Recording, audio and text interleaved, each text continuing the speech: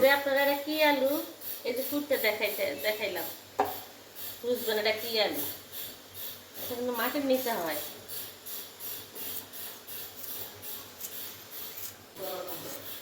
পুকুরে দেখা যায় কাঠের মতো, কিন্তু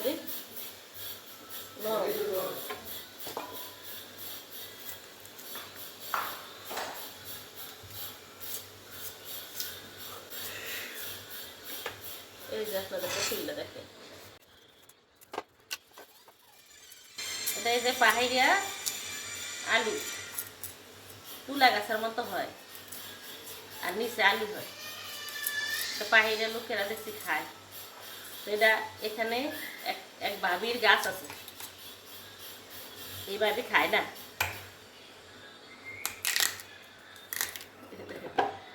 মিষ্টি আলু আছে না মাটির নিচে, মিষ্টি আলুর মতো। এখন আমি এটা দিয়ে টক রান্না করব। টক রান্না করে সবাইকে দিব। কিভাবে টক রান্না করি আপনারা দেখবেন।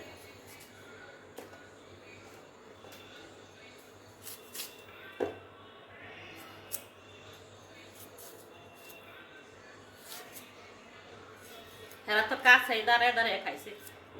মিষ্টি আলু অনেক সময় দেখিস মাটির নিচে, ওরা তো কাছে আমরা তো খাইছি। অনেক সময় মিষ্টি আর অনেক সময় মিষ্টি কম।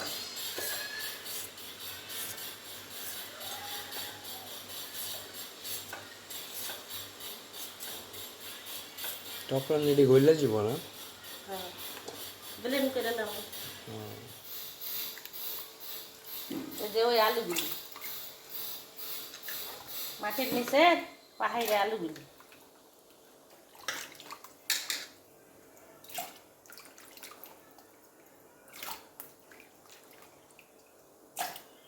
কোনো ভাবি খাইতে পারে না, কমপক্ষে 6-7 জনের দেওয়া লাগবে এরকম তরকারি।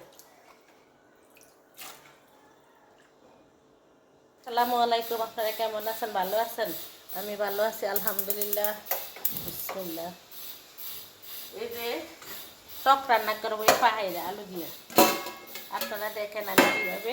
এটা ইউনিক, এটা অনেকে চিনেন না, জানেন না।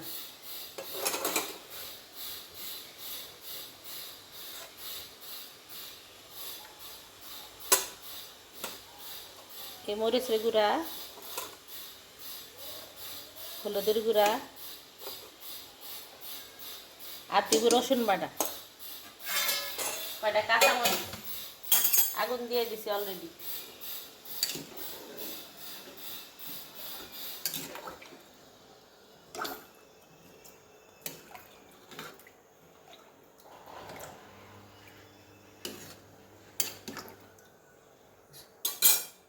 আর ঢাকনা দেব, দিয়ে দিলাম ঢাকনা।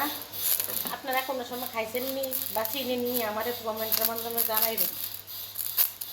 দিব একটু রসুন বাটা, নিয়ে আসি রসুন বাটা, দিয়ে দিলাম কাঁচামরিচ,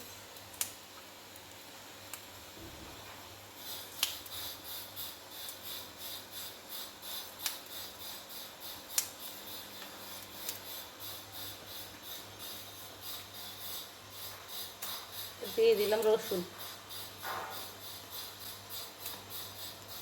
একটু রসুনটা বেশি করে দিলাম।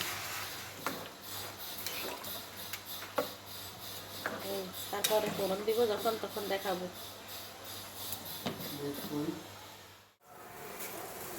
সরিষা না দিলে টকের মজা লাগে না।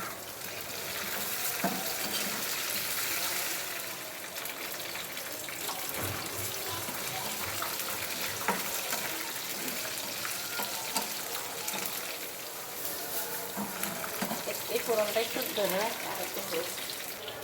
এই হচ্ছে তেঁতুলের কাঠ, দেখো তেঁতুলের কাঠ দিলাম টক হওয়ার জন্য।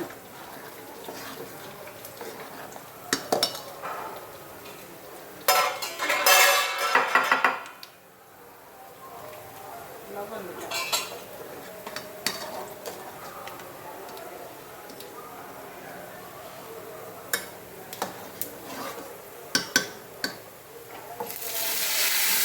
এখানে রসুন, পেঁয়াজ, শুকনা মরিচ।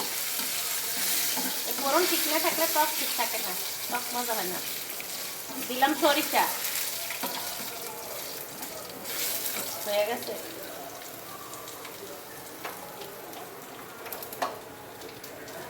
হয়েছে ইউনিক রান্না।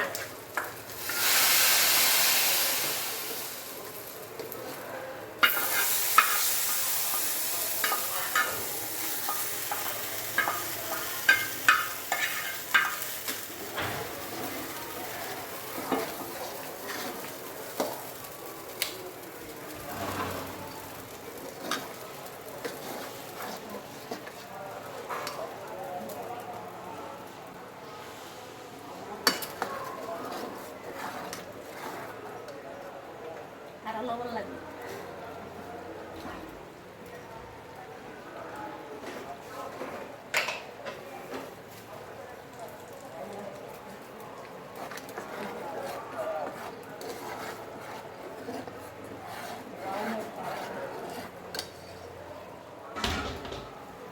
এটা সেই পায়রা আলু, এই যে গড আমি কখনো খাই না, আমি মিষ্টি আলুর টক খাইছি, এখন ওইভাবেই আমি টক রান্না করছি। সাথে যদি কয়টা আম দেওয়া যায় তাহলে আরো ভালো হতো।